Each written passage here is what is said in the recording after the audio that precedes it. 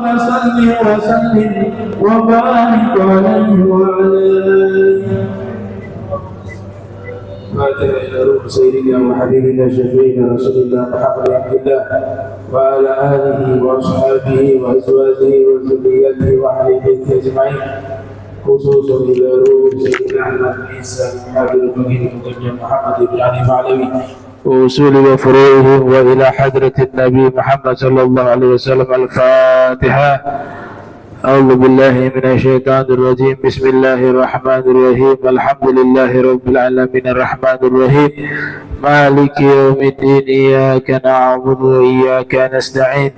اهدنا الصراط المستقيم صراط الذين أنعمت عليهم غير المغضوب عليهم ولا الضالين. آمين.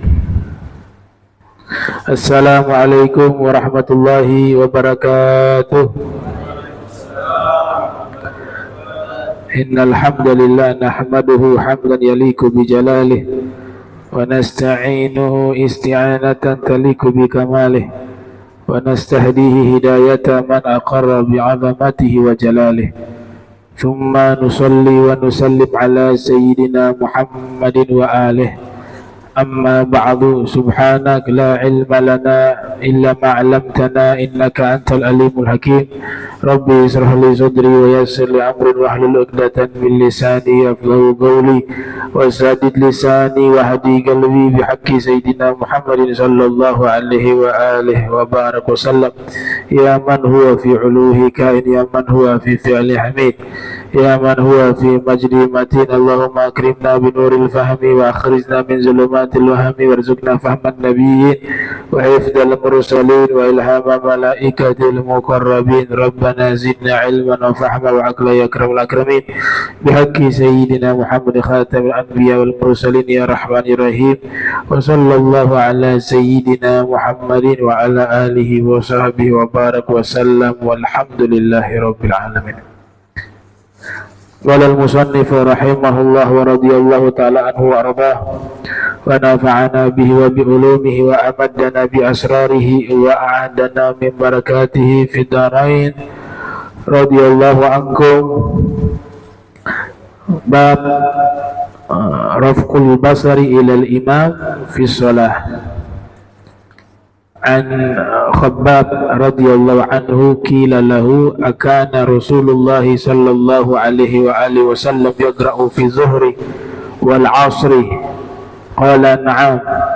قيل له بما كنتم تعرفون ذلك؟ قال باضطراب لحيته. الحمد لله والشكر لله على جميع نعم الله. Segala puji bagi Allah, salawat salam teriring kepada junjungan mulia Nabi Muhammad sallallahu alaihi wa alihi wasallam beserta seluruh keluarga beliau, sahabat beliau dan umat beliau yang senantiasa melaksanakan ajaran beliau hingga akhir masa nanti. Yang sama-sama kami muliakan Imam Masjid Al-Muhajirin Ami Alwi Albar mata'anallahu ta'ala bituli hayati wa umrih, wal Ustadz Irsyad dan seluruh pengurus Yayasan Masjid Al-Muhajirin yang saya muliakan, para habaib, para asatiz wal Habib Alwi Albar mata'anallahu ta'ala bituli hayatihi wa umrihi wa nafa'ana bihi wa bi'ulumihi Fiddarain wa jamil hadirin hadirat yang insyaallah dirahmati Allah subhanahu wa ta'ala. Kita memasuki pembahasan Raf'ul basar ilal imami fi shalah, mengangkat pandangan kepada imam di saat sholat. Hadis dari Khabbab radhiyallahu anhu, pernah ditanya beliau, qila lahu artinya dikatakan kepadanya. Di dalam ilmu hadis, jika ada riwayat dengan sirah qila, Itu namanya siyagu tamrid, riwayat yang dianggap lemah karena belum tahu siapa orang yang meriwayatkan. Tapi yang di sini bagian dari matan hadis sehingga tidak masuk ke dalam standar tersebut. Dia masuk hadis sahih. Karena yang di sini orang yang bertanya saja yang tidak diketahui, tapi riwayatnya diketahui dari Khabbab. Ada yang bertanya kepada Khabbab, apakah Rasulullah sallallahu alaihi wasallam yaqra'u, membaca ayat Al-Quran fi zuhri wal asri, di salat zuhur dan salat asar. Artinya yang ditanyakan ini selain surat Fatihah. Kalau surat Fatihah maklum, mereka sahabat sudah paham bahwa setiap salat wajib baca surat Fatihah. Namun yang dimaksud di sini, apakah di dalam salat zuhur dan asar juga dibaca surat selain Fatihah? Karena ini sholat yang memang tidak terdengar bacaannya. Nah, kemudian dijawab oleh Khabbab, "Na'am, iya." Nah, berarti ketahuan nih, beliau pasti di saf awal, nggak mungkin di saf kelima bisa mengetahui. Di saf awal beliau bisa melihat dari belakang dagu Nabi bergerak. Itu menandakan sedang membaca sesuatu. Nah, sehingga beliau katakan di sini, "Na'am", artinya iya, Nabi membaca surat selain Fatihah di salat zuhur maupun salat asar. Dan mereka paham betul bahwa ketika posisi berdiri yang dibaca ayat suci Al-Quran, tidak mungkin baca zikir. Faham, maklum, diketahui. Iya, kata beliau. Kemudian ditanya lagi, "Bima kuntum ta'rifuna dzalika?" Dari mana kamu bisa mengetahui Nabi sedang membaca surat di dalam salat zuhur dan asar? Sedangkan kan tidak ada suara. Salat yang sirriyah. Beliau menjawab, "Bittirabi lihyatihi", dengan bergerak dagunya Nabi. Nah, berarti dibaca. Nah, ini juga menandakan bahwa sekalipun sholat itu sifatnya sir, tidak mengeluarkan suara, tapi kesunahannya untuk surat selain Fatihah itu harus tetap dibaca, sehingga Nabi bergerak dagunya karena Nabi membaca. Tidak dibaca dalam hati, tapi betul-betul dilafadzkan an yusmi'a nafsah, seukuran dia mendengar bacaan itu sendiri. Jadi tetap dibaca, bukan diam tutup mulut terus dalam hati baca, bukan itu. Harus dibaca, mau sholatnya sirriyah maupun jahriyah, baik itu surat Fatihah dan juga surat-surat yang lainnya. Apalagi Fatihah wajib. La sholata liman lam yaqra bi fatihatil kitabi, tidak sah sholat bagi orang yang tidak membaca suratul Fatihah. Nah, sehingga Imam Nawawi di dalam Al-Adhkar Nawawiyah juga mengatakan di sholat sirriyah juga sunnah kita baca surat setelah Fatihah, surat-surat yang pendek, surat-surat yang tidak terlalu panjang. Kenapa di sholat zuhur asar dibaca dengan suara pelan, berbeda dengan sholat maghrib, sholat isya, sholat subuh? Di 2 rakaat pertama kita membaca dengan suara keras sehingga terdengar bacaan tersebut, atau disebut sholat jahriyah. Berkaitan dengan apa? Sejarah. Jadi awal kewajiban sholat 5 waktu Nabi masih berada di kota Makkah. Kewajiban sholat 5 waktu sudah diwajibkan. Bahkan sebelum peristiwa Isra wal Mi'raj sudah ada sholat, walaupun bukan dalam bentuk sholat 5 waktu, sudah dilakukan sholat. Nah, pada waktu itu kaum muslimin jumlahnya masih sedikit, komunitas yang sangat sedikit, sehingga mereka diperintahkan oleh Allah di fase awal untuk melakukan semua aktivitas ibadah secara sembunyi-sembunyi, termasuk dakwah secara sembunyi-sembunyi, zikir secara sembunyi-sembunyi, membaca Al-Quran secara sembunyi-sembunyi, karena perintah tersebut tujuannya menjaga keselamatan mereka. Takut orang-orang musyrik mengetahui aktivitas ibadah, akhirnya diganggu, bisa disakiti, bahkan bisa dibunuh. Maka di fase awal semua ibadah sifatnya sembunyi-sembunyi, termasuk cara membaca. Makanya ayat yang mengatakan membaca doa dengan suara pelan itu waktu di Makkah. Sholat zuhur asar dilakukan dengan suara pelan, karena itu aktivitas masyarakat Makkah masih sangat aktif pada waktu itu. Takut terdengar bacaan, oh lagi sholat nih, dia lagi baca. Tapi waktu maghrib, waktu isya, mereka biasanya tidur, sehingga ibadah sholat terutama membaca surat dengan suara keras resikonya tidak sebesar di waktu siang dan sore, yang di situ mereka orang-orang musyrik masih banyak beraktivitas.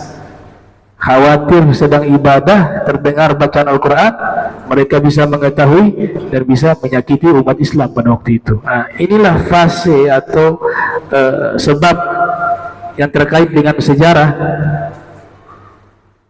Maka sholat zuhur asar itu dipatenkan hukumnya, setiap sholat zuhur asar sir, karena kaitan dengan sejarah tadi. Beda maghrib, nah, mereka waktu maghrib tidur, karena kebanyakan mereka profesinya sebagai petani atau pedagang, yang memang aktivitas kerjanya di waktu pagi, siang, sampai sore. Pulang ke rumah sudah capek, tidur.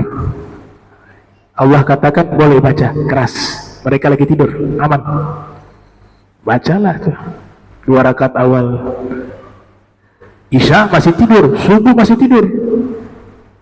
Nanti jam 6, kira-kira jam 7 bangun mereka kerja lagi. Orang-orang musyrik ini kerja sampai duhur. Nah, ibadah diam-diam ada mereka, jangan dibaca keras.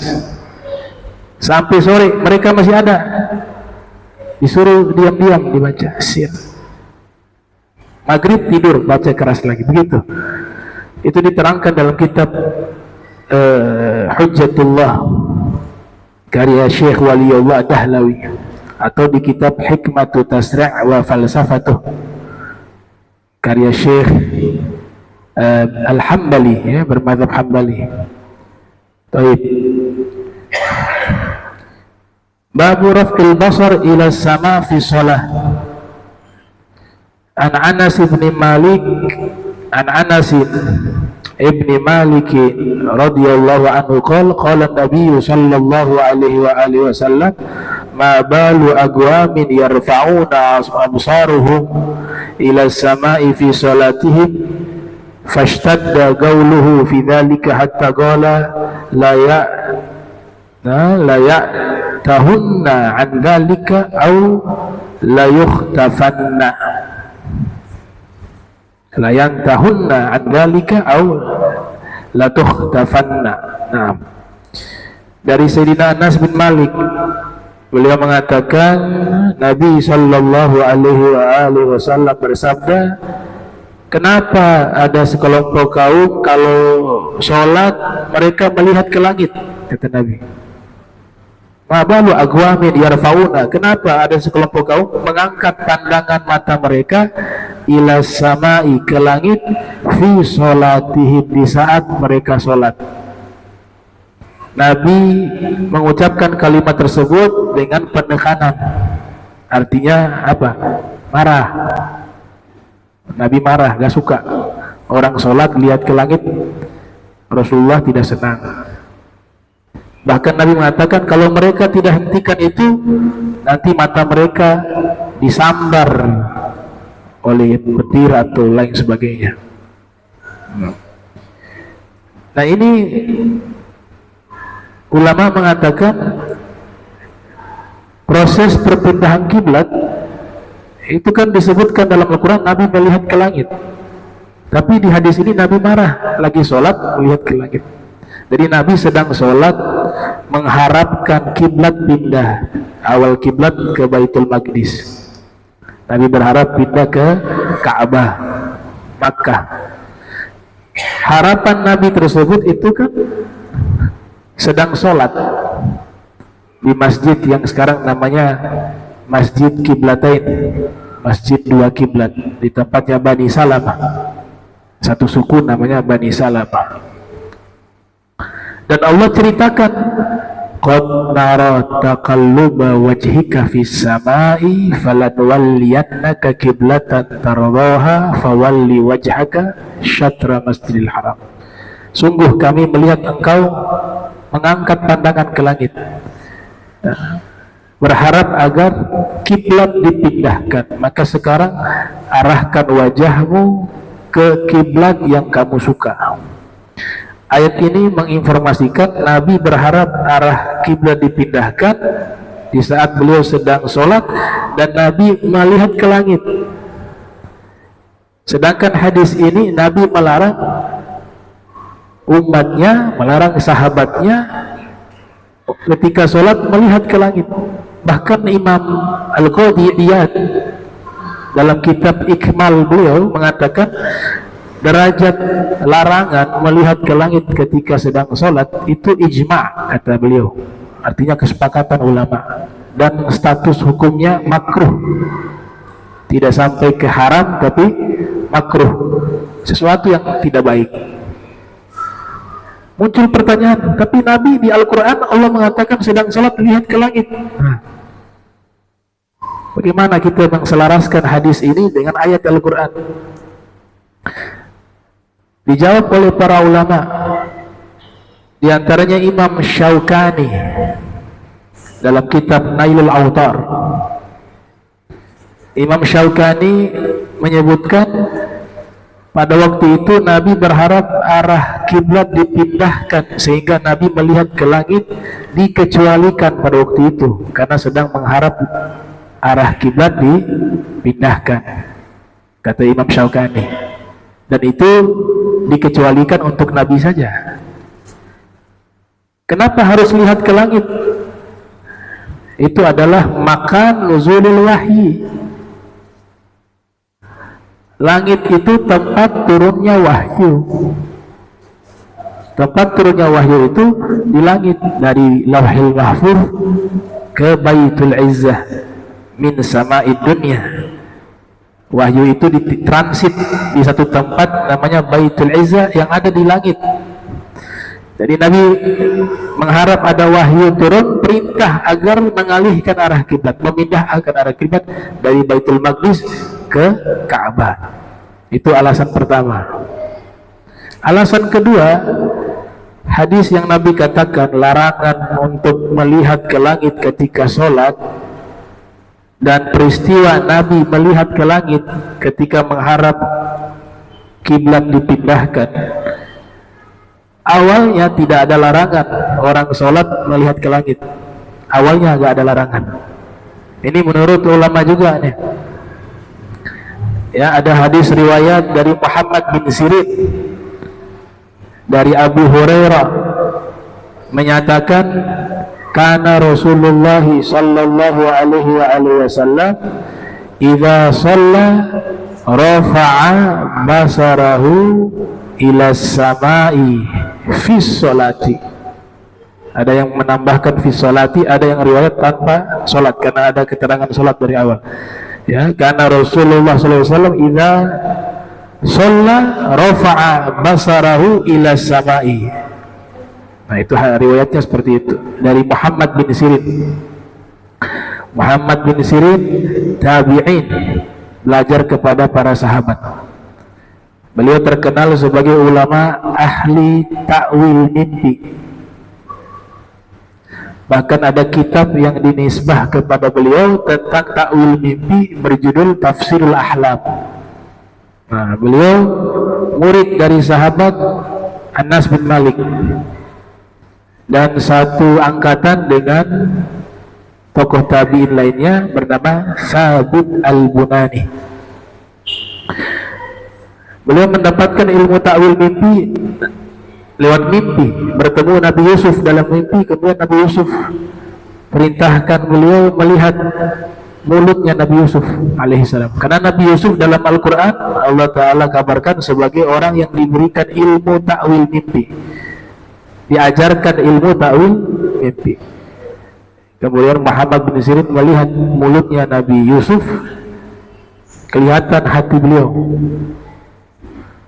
Setelah itu kata Nabi Yusuf alaihissalam, semua ilmu ta'wil mimpi sudah saya berikan kepadamu.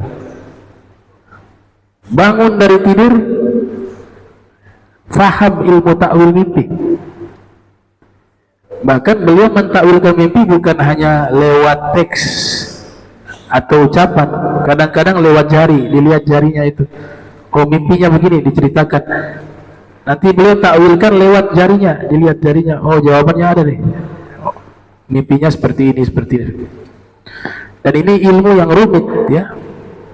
Dilarang orang mentakwil mimpi sembarangan. Karena ilmu takwil mimpi itu ilmu yang rumit. Harus ada guru, harus ada sanad, harus ada ijazah, dan harus ada kitab. Karena kadang-kadang mimpi kelihatan baik, artinya jelek. Ada mimpi kelihatan jelek, artinya baik. Susah, harus pakai mimpi, pakai takwil, pakai ilmu. Contoh, malaikat masuk ke rumah kita. Kita mimpi malaikat masuk ke rumah kita. Itu kan mimpi yang baik. Malaikat masuk ke rumah. Ternyata takwilannya jelek. Itu pertanda bahwa dalam waktu beberapa hari ke depan ada sekelompok maling yang akan masuk ke rumah kita. Padahal mimpinya bagus. Nah, sehingga tidak sembarangan ditakwil-takwil itu mimpi. Begitu juga ada yang mimpi jalan di satu tanah, tanah itu penuh dengan ular, sehingga tiap kali dia berjalan tuh ular seakan-akan ingin mematoknya. Mimpinya seperti itu. Ternyata takwilnya bagus. Tidak lama orang ini akan dapat tanah. Nah, ada yang mimpinya kencing di mihrab, kencing di mihrab tempat sholat. Ternyata takwilnya nanti punya anak, lahir anak-anak yang soleh. Padahal mimpinya jelek tuh. Ada juga mimpinya baik, takwilnya juga baik. Rumit ilmu ini, rumit, nggak boleh sembarangan. Misalnya mimpi baik, man ra'a fil manam annahu qara'a surat ar-Rahman. Siapa yang bermimpi dalam mimpinya sedang membaca surat ar-Rahman, maka orang ini tidak lama kaya mendadak, diberikan rizki secara tiba-tiba jadi orang kaya mendadak. Mimpinya bagus, takwilannya bagus. Jadi ada 3 macam mimpi itu. Ada yang mimpinya bagus, takwilannya bagus. Ada yang kedua, mimpinya tidak bagus, takwilannya bagus. Ada yang ketiga, mimpinya bagus, takwilannya tidak bagus. Mimpinya tidak bagus, takwilannya bagus. Nah, itu ahli Al-Imam Muhammad bin Sirin, ya. Kembali ke pembahasan, ya, beliau riwayatkan hadis tadi dari Abi Hurairah, ketemu sahabat namanya Abi Hurairah, mengatakan bahwa adalah Rasulullah sallallahu alaihi wasallam idza shalla rafa'a basarahu ila samai. Kalau beliau salat, beliau mengangkat pandangan mata ke langit. Nah, Nabi apabila sholat, beliau mengangkat pandangan ke langit. Fanazalat, kemudian setelah itu turun ayat, alladzina hum fi sholatihim khashi'un. Orang-orang yang khusyuk dalam sholat, ya, orang-orang yang mereka dalam sholat mereka khusyuk. Fata'ta'a ra'sahu.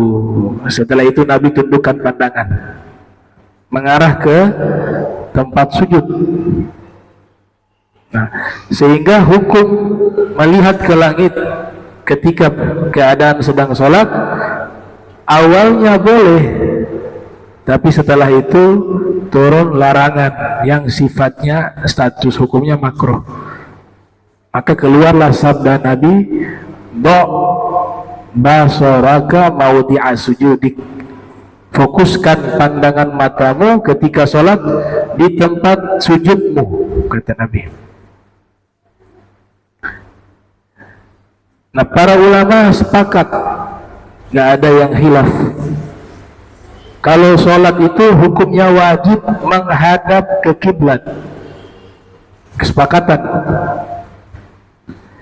Mereka hanya berbeda dalam masalah pandangan ketika sholat ke arah mana, itu. Tapi mengarah ke kiblatnya wajib. 4 mazhab, mazhab Syafi'i, mazhab Hambali, mazhab Hanafi sepakat ketika sholat pandangan itu disunnahkan melihat ke tempat sujud. Lihat. Dan sunnahnya mulai dari awal dalam kitab Mughni Muhtaj atau I'anatul Talibin, ya, Said Abu Bakar Syato mengatakan ketika mulai takbir itu jangan lihat ke depan. Awal takbir itu sudah lihat ke bawah tempat sujud. Allahu Akbar. Bukan Allahu Akbar. Beliau mengajarkan dari awal takbir sudah sunnah melihat ke tempat sujud. Allahu Akbar. Itu dari awal takbir. 3 mazhab sepakat. Kecuali mazhab Maliki. Mazhab Maliki itu dianjurkan melihat ke depan. Melihat ke depan, bukan lihat ke tempat sujud. Nah, itu juga tidak boleh mengangkat pandangan, sepakat juga makruh.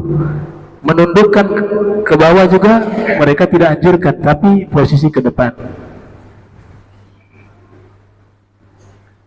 Nanti kasusnya kalau sholat di Masjidil Haram, kan depan ada Ka'bah. Ada riwayat dari Imam Al-Baihaqi dalam kitab Syu'abul Iman yang lahir tahun 384 Hijriah, itu Nabi bersabda, an-nazru ilal ka'bati ibadah, memandang Ka'bah ibadah. Nah, di sini jadi silang pendapat lagi, termasuk di kalangan ulama mazhab Syafi'i. Mereka mengatakan sunnah itu tetap lihat ke bawah tempat sujud, kecuali kalau depan Ka'bah lihatnya ke Ka'bah, bukan ke tempat sujud. Tapi mayoritas tetap mengatakan enggak, hukum melihat ke tempat sujud berlaku juga walaupun di depan Ka'bah. Seperti pendapatnya Syekh Zainuddin Malibar dalam kitab Fathul Mu'in. Begitu juga pendapat Al-Imam Al-Asnawi. Begitu juga pendapat Al-Imam Said Abu Bakar Syato dalam kitab I'anatul Talibin. Berbeda dengan Imam Khatib Asy-Syarbini yang menulis kitab Mughnil Muhtaj, syarah dari Minhaj. Beliau mengatakan sunnahnya lihat ke Ka'bah. Begitu juga sebagian ulama Hambali dan Maliki yang menganjurkan melihat ke Ka'bah ketika berada di depan Ka'bah, bukan lihat tempat sujud. Tapi kesimpulannya mazhab Syafi'i mayoritas tetap menyunnahkan untuk melihat ke tempat sujud sekalipun dia berada di depan Ka'bah. Tapi kalau mau mengamalkan, ada pendapat ulama, nggak ada masalah. Ya, kaidah mengatakan la yunkaru al-mukhtalafu fih walakin yunkaru al-mujma' alaih. Kita gak boleh mengingkari pendapat jika itu ada silang pendapat di kalangan para ulama, Tapi yang wajib kita ingkari jika itu kesepakatan dari para ulama. Contoh, Zulaikha itu istrinya Nabi Yusuf bukan? Zulaikha gak disebut dalam Al-Quran. Gak ada riwayat di dalam Al-Quran menceritakan bahwa Nabi Yusuf menikah dengan Zulaikha. Begitu juga dalam hadis.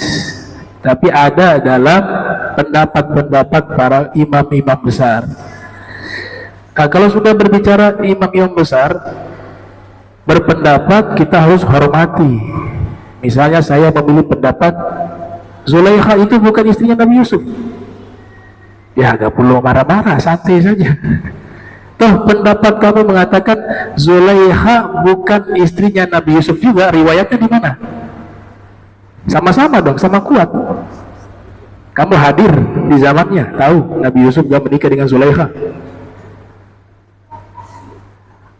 Ada ulama besar kita hormati, Imam At-Tabari, Imam As-Suyuti, bahkan Imam Ghazali itu berpendapat Nabi Yusuf menikah dengan Zulaikha.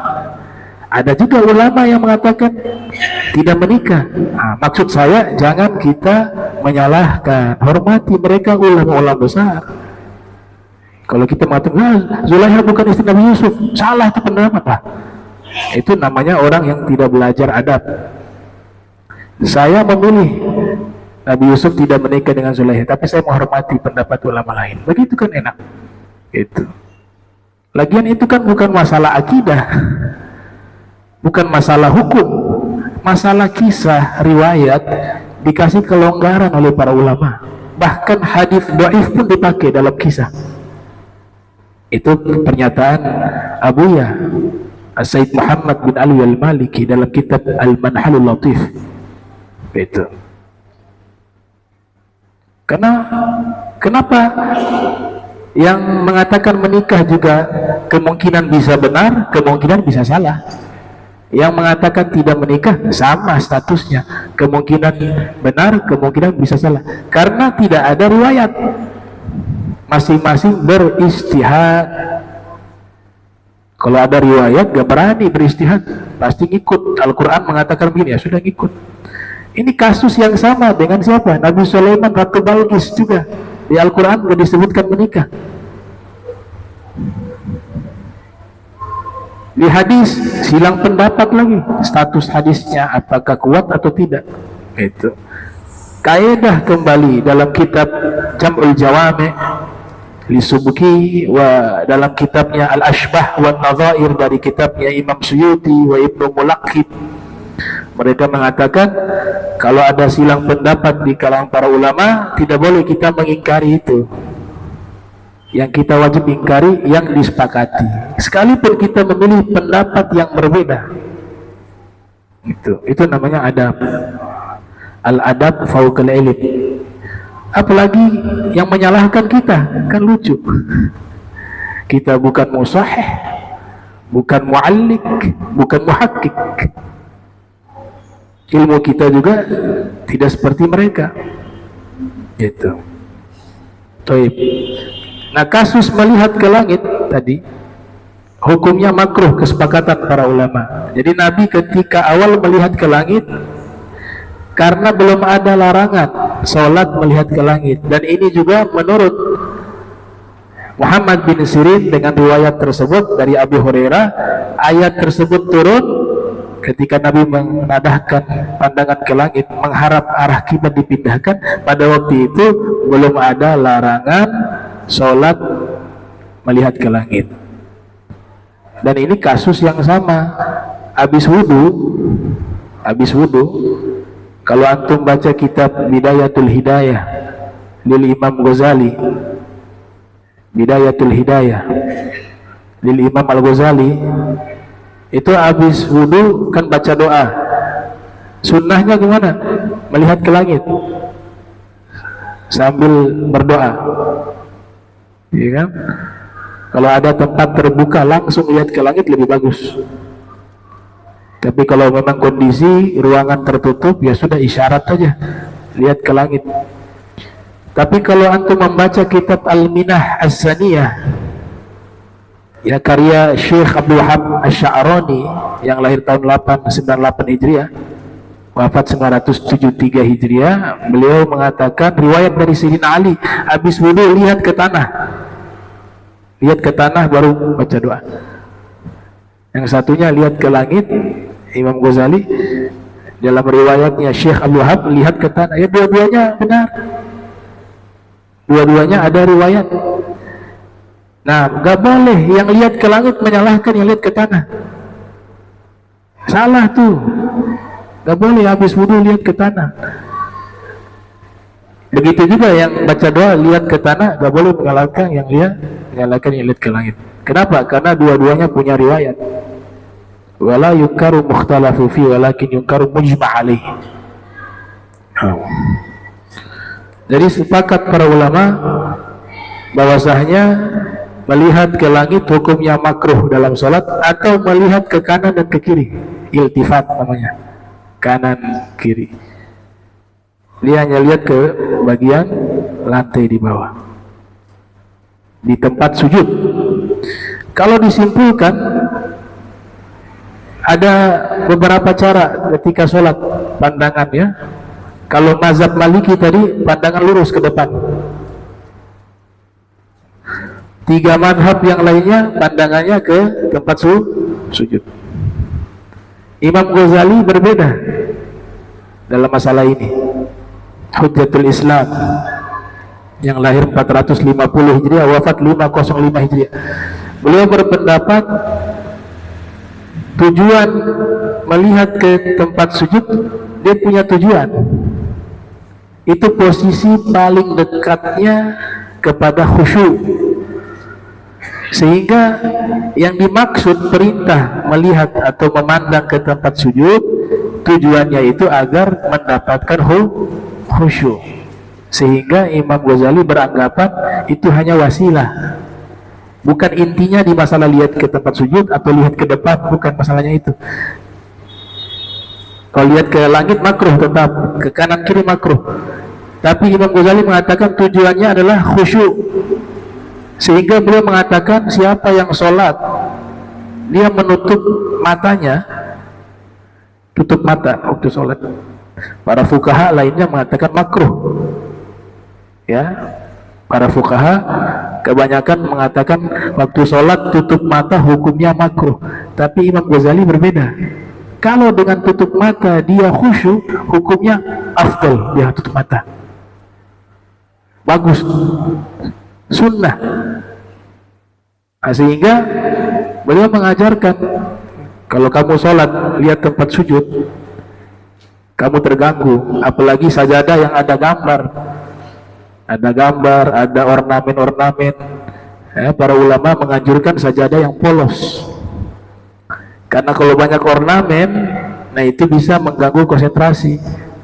Tapi ini kondisional, jika orang itu tidak terganggu ya gak masalah, yang penting bisa khusyuk. Sehingga Imam Ghazali mengatakan tutup mata kemudian khusyuk tidak makruh, malahan sunnah. Buka mata lihat tempat sujud membuat tidak khusyuk, maka tutup mata lebih baik. Atau sebaliknya, tutup mata tidak khusyuk tapi buka mata dia khusyuk melihat tempat sujud, maka buka mata melihat tempat sujud lebih afdol. Itu pendapat Imam Ghazali. Ada tokoh Ghaudi namanya Syuraik. Nah, beliau punya berbeda tuh, diberikan tips. Kalau posisi berdiri lihat tempat sujud. Ketika posisi ruku lihat bagian godamain, tumit belakang ketika ruku. Kemudian ketika sujud yang dilihat hidung. Ketika duduk di antara dua sujud yang dilihat adalah paha. Itu dari Al-Ghadi Syuraih. Nah, ayat tadi juga menerangkan apa? Ada hal yang luar biasa. Bukan hanya masalah perpindahan arah kiblat, tapi yang luar biasa di sini ada kalimat atau firman yang menyatakan tardoha. kamu arahkan ke arah kiblat yang kamu sukai, tardoha. Artinya keinginan Nabi ingin memindahkan arah kiblat dan Nabi belum meminta, belum menyatakan dengan doa. Bagaimana lagi sholat kemudian berdoa? Tapi yang disembunyikan permintaan itu dalam hati, itu Allah sudah gobul. Apalagi Nabi minta. Jadi belum minta saja Allah sudah gobul, sudah terima, sudah ijabah. Ya. Itu yang dimaksud dari ucapannya Sayyidah Aisyah, ya. Wallahi ma ara rabbaka illa yusari'u laka fi hawa. Demi Allah, tidaklah aku melihat Allah penciptamu, melainkan setiap keinginanmu pasti Allah segera kabulkan. Yang ada di hatimu, keinginanmu itu pasti segera Allah kabulkan. Itu pernyataan Sayyidah Aisyah radhiyallahu ta'ala anha wa ardaha. Baik. Nah, kemudian dikatakan di sini Nabi kita Muhammad sallallahu alaihi wasallam, beliau kalau di luar sholat, tadi kan dalam sholat, ya kita sudah sepakat dalam sholat hukumnya makruh melihat ke atas, pandangan mata melihat ke atas atau melihat iltifat anil yamin washimal, melihat ke kanan atau ke kiri. Tapi kalau Nabi di luar sholat, lagi hadir majlis, lagi duduk, itu Nabi biasanya sering melihat ke langit. Kathir nazara kasir rafa'a basarahu ila sama. Sering sekali beliau itu melihat pandangan ke langit. Karena apa? Tadi langit tempat turunnya wahyu, langit kiblat doa, kata Ibn Hajar al-Asqalani. Makanya kalau doa kita tangannya kan begini. Ini simbolik menampung rahmat yang diturunkan oleh Allah. Tapi bukan berarti Allah tinggal di langit. Karena pemahaman ahli sunnah wal jamaah minal asy'ariyah wal maturidiyah meyakini Allah itu ada tanpa ada tempat. Allah tidak butuh tempat, Allah tidak butuh waktu. Kalau Allah butuh tempat, maka banyak ayat saling bertabrakan. Di ayat yang lain dikatakan Allah di langit. Yudabbirul amra minas sama. Allah mengatur urusan dari langit. Tapi di ayat yang lain Ar-Rahman 'alal arsy istawa. Allah sedang bersemayam di atas arsy. Di ayat yang lain Allah bersama Nabi di dalam goa. La tahzan innallaha ma'ana. Jangan sedih, sesungguhnya kami, ya kalian bersama kami, bersama Allah. Itu posisinya di mana? Dalam goa, goa Thur. Begitu juga di dalam ayat yang lain, nahnu agrabu ilaikum min hablil warid. Kami lebih dekat kepada kalian dari urat nadi di leher kalian. Ada yang menafsirkan itu Allah, ada yang menafsirkan itu malaikat. Dalam hadis, agrabu ma yakunu abdu min rabbihi wa huwa sajid. Paling dekatnya hamba dengan Allah di saat sujud. Berarti Allah di saat sujud posisinya di sini. Di hadis yang lain, jangan kalau lagi sholat buang ludah di depan. Dulu Masjid Rasul sederhana, pasir. Jadi banyak orang yang mungkin baru masuk Islam, lagi sholat buang ludah aja pelan. Nabi larang, jangan lagi sholat buang ludah, karena di depan ada Allah. Berarti ada di masjid. Nah, kalau dipahami secara teks, Allah itu bertempat. Tempatnya di mana sebenarnya? Di langit? Apakah di arsy? Apakah di goa? Apakah di tempat sujud? Apakah di pembuluh darah? Bertabrakan. Makanya ulama ahli sunnah mengatakan tidak, itu makna bukan makna tekstualis. Dalam Al-Quran ada makna zahir, ada makna batin, ada yang hakiki, ada yang majas. Ini semua majas, kiasan, sehingga banyak ayat butuh dan harus ditakwil. Banyak, bukan anjuran, tapi harus ditakwil. Dimanapun kalian berada, maka di situ ada wajahnya Allah. Ada ayat begitu.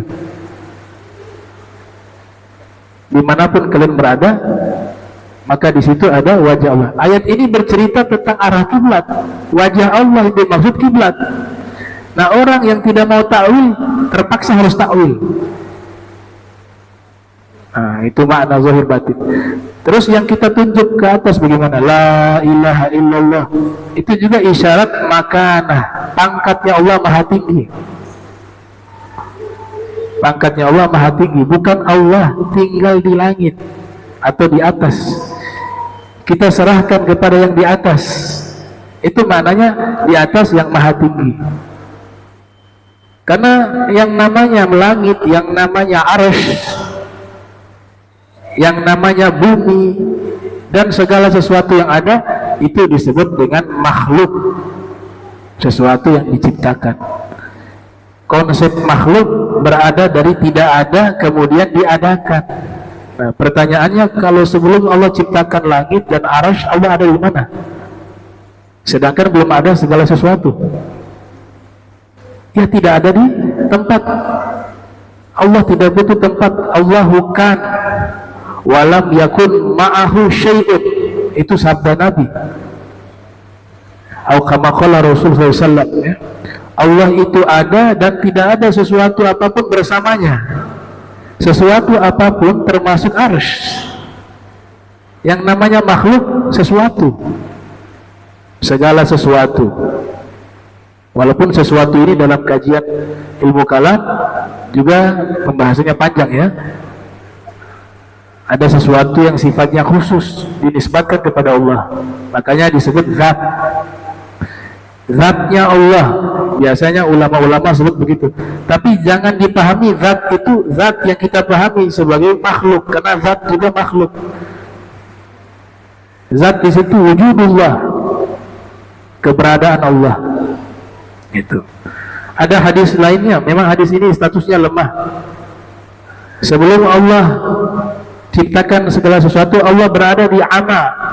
Ada sahabat nanya ke Nabi, wahai Nabi, sebelum Allah ciptakan segala sesuatu termasuk arsy, Allah berada di mana? Kata Nabi, kana fi ama. Ada mengatakan hadis ini hadis lemah, ada yang mengatakan hadis ini hadis yang hasan. Ama itu apa? Ama itu sesuatu yang tidak terlihat. Kita tutup mata, gelap gulita, gak ada ruang, gak ada waktu. Itulah namanya ama. Maksudnya apa? Ya tidak ada tempat. Karena Allah ada sebelum segala sesuatu ada. Bahkan sebelum kata ada itu ada. Sayyidina Ali pernah ditanya oleh orang Yahudi, aina Allah? Di mana Allah? Tanya ke Imam Ali. Dijawab oleh Sayyidina Ali, innalladzi ayyana aina fala aina lahu. Dia Allah yang menciptakan di mana, maka Allah tidak ada di mana. Sayyidina Ali. Soalnya yang di mana itu juga menunjukkan tempat. Kata di mana itu pastikan keterangan tempat. Min aina ji'tum, misalnya. Dari mana kamu datang? Oh, dari rumah. Kata di mana menunjukkan tempat. Kata Sayyidina Ali, Allah menciptakan tempat. Jadi Allah tidak butuh tempat. Maksudnya begitu. Kemudian kaifa Allah? Bagaimana Allah wujudnya? Innalladzi kayyafa kaifa fala yuqalu lahu kaifa. Dia Allah yang menciptakan bagaimana, maka tidak pantas mengatakan Allah bagaimana. Cukup kita imani saja. Tidak boleh mengimajinasikan Allah Subhanahu wa taala. Baik. Terakhir Al-Imam Ibnu Hajar Al-Asqalani, ya, beliau mengatakan kana Rasulullah sallallahu alaihi wasallam idza jalasa yatahaddatsu yukfir an yarfa'a basarahu ila sama. Kata Al-Hafiz Ibnu Hajar Al-Asqalani, Nabi kalau duduk dengan para sahabat Sering sekali beliau itu lihat ke langit.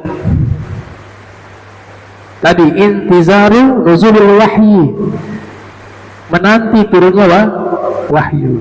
Kalau kita kan gak jelas lihat ke langit. Kenapa lihat? Mau gaya-gaya, mau tunggu ilham atau apa begitu, atau pura-pura lihat malaikat ya. Kalau Nabi jelas lihat ke langit lagi menanti wahyu, dan Nabi bisa lihat malaikat, bisa lihat bangsa jin. Makanya kan diislamkan tuh bangsa jin. Ada masjid jin di kota Makkah, dekat ada masjid syajar, masjid pohon. Turun surat jin tuh, nafarun minal jin, annahu istama nafarun minal jin faqalu ya inna hadzal qur'ana ajaba ya. Nah, ayat itu surat jin. Qul uhiya annahu nafarun minal jin, sesungguhnya diwahyukan kepada Nabi Muhammad Al-Quran, kemudian datang sekelompok bangsa jin. Mereka mendengar ya bacaan Al-Quran yang Nabi Muhammad SAW. Mereka mengatakan ini luar biasa, ini Al-Quran ajabah, sesuatu yang luar biasa. Berarti Nabi apa? Berkomunikasi dengan bangsa jin, dan Nabi melihat bangsa jin itu. Setelah itu mereka masuk Islam di tempat itu. Tapi sebelum masuk Islam, mereka tantang Nabi Muhammad SAW. Kalau engkau seorang Nabi, tolong tunjukkan kepada kami mukjizat. Kata Nabi, kalian mau apa? Mukjizat apa? Ini dengan bangsa jin. Mereka tunjuk, itu ada pohon itu. Bisa tidak bawa pohon itu ke sini? Kata Nabi, baik. Kemudian Nabi panggil itu pohon dengan isyarat ya. Pohon itu dia lepas dari tanah dengan akar-akarnya, kemudian terbang. Bahkan terbangnya mau menuju ke arah Nabi. Bangsa jin menyaksikan, oh benar ini mukjizat, kalau gitu kami beriman kepadamu. Setelah itu Nabi kembalikan isyarat, mengembalikan pohon itu, dia kembali ke tempat semula, masuk lagi ke tanah. Dibangunlah tempat itu menjadi tempat bersejarah, dinamakan Masjid Pohon, Masjid Syajar. Tapi yang di kota Makkah ya, bukan yang di Madinah. Di Madinah sejarahnya beda lagi tuh, ada nama Masjid Pohon juga tuh. Itu tempat mikot biasa bersandar di pohon itu. Tapi yang di Makkah itu dinamakan Masjid Pohon, dekat dengan Masjid Jin, dekat dengan Ma'lah, tempat pemakaman Ahlul Bait, kalau orang Quraisy di situ. Nah, itu karena hubungan mukjizat tadi. Pohon itu lepas mau menuju ke Masjid Jin, disitulah bangsa jin sedang menantang Nabi untuk melihat mukjizat beliau, dan akhirnya beliau tunjukkan mukjizat tersebut. Nah, insyaallah pertemuan berikut kita lanjutkan lagi pembahasan kita. Allahumma jama'na hadza jama' marhuma wa tafarrukan ma'suma wa la tajal minna wa la minna syakila mahruma. Subhanaka wa bihamdika astaghfiruka wa atubu ilaik. Wa sallallahu alaihi wasallam Muhammadin wa ala alihi wa sahbihi wa barik wa sallam. Wa lafu minkum wassalamu alaikum warahmatullahi wabarakatuh.